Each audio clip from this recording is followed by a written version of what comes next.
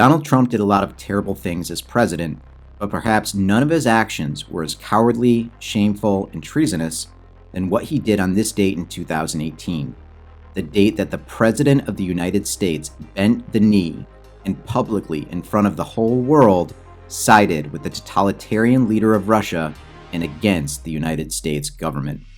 It's important that we never forget, lest we be doomed to repeat it. So let's review.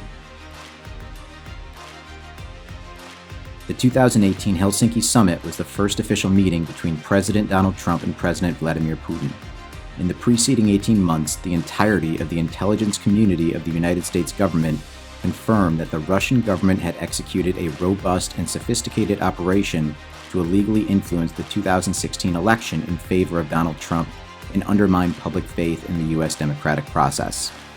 In fact, just 3 days before Trump's meeting with Putin, the Justice Department indicted 12 Russian intelligence officers for their role in the cyber espionage and for stealing and disseminating classified election documents. The indictment charges 12 Russian military officers by name for conspiring to interfere with the 2016 presidential election. Every U.S. intelligence agency, including the Republican-led House and Senate Select Intelligence Committees, had concluded beyond a doubt that Putin was meddling in U.S. elections and attacking U.S. democracy at an unprecedented level.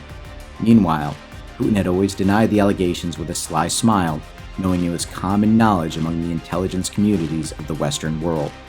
After a 2-hour private meeting between Trump and Putin, where no notes were taken and no one other than their personal interpreters were allowed in the room, it was time for the dual press conference. Final question from the United States will go to Jonathan Lemire from the AP. Just now, President Putin denied having anything to do with the election interference in 2016. Every U.S. intelligence agency has concluded that Russia did. My first question for you, sir, is who do you believe?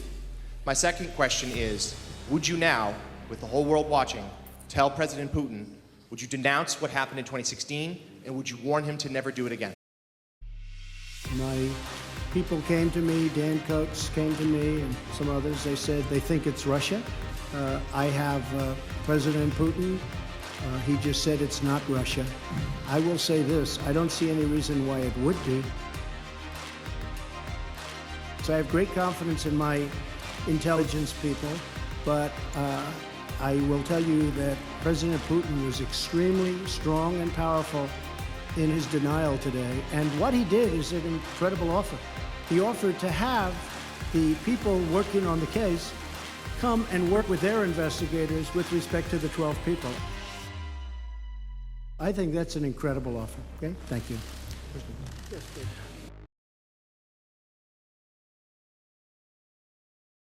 And just like that, the President of the United States tells the world, however clumsily, that he does not trust the patriots that make up the U.S. intelligence community sworn to uphold and protect the Constitution.